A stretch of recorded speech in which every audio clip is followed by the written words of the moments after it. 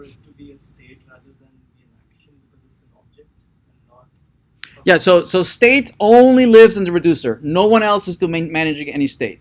Only the reducer is managing state. Okay, so nobody knows anything about the state other than the reducer. Okay, is this the word action confusing you? Oh, well, a better name might be event, but it's not state, right?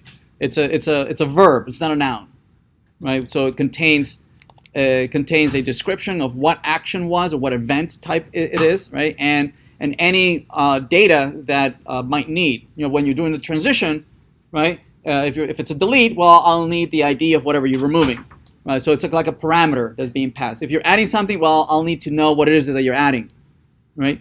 But it's not state, right? It'll cause the transition of to the state, right? Parameterize on whatever you pass. All right, so let's add another one. How about delete? How about we want to remove a particular module, right? So each one might have a button here that allows it to delete, right? So that renders, presumably, as a delete button over here. Yes?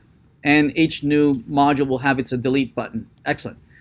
So when we delete, again, we're not going to handle any of our events. We're just going to notify our parents or whoever that is what event occurred, right? So to do that, we're going to have an onClick. So this is onClick. Now over here we just called create module, you know, and presumably we would like to call here a delete module. Yes, but calling delete module, notice that it's not going to be enough, right? Because we need to know, well, which module are you deleting, right? So we need to pass, you know, something that uniquely identifies us, and that's fine. We have the module has its own ID, so I could pass the module ID, but remember, don't just pass it like this, right? Because that's going to cause an infinite loop, right? It's going to call it once, and then it's going to instead you need to put it in a closure which says call it sometime later, right? When the event actually occurs. Yes, right? So just like we created the create module as an event handler that we mapped, we need to do the same thing for delete module, right? Here in the dispatch mapper, we're going to have a mapper here, right? Something like this, right? But this time around, we are passing an argument. So this function is going to receive the module ID. It's going to receive the module ID, and we need to dispatch and notify the reducer that this action happened. Yes? Right, so we would do something like dispatch, again, the action, right? And we would call some kind of type, and this would be something like, you know, delete module, and any arguments we might need to calculate the new state. So we'll pass in the module ID that is being removed as an argument. Yes?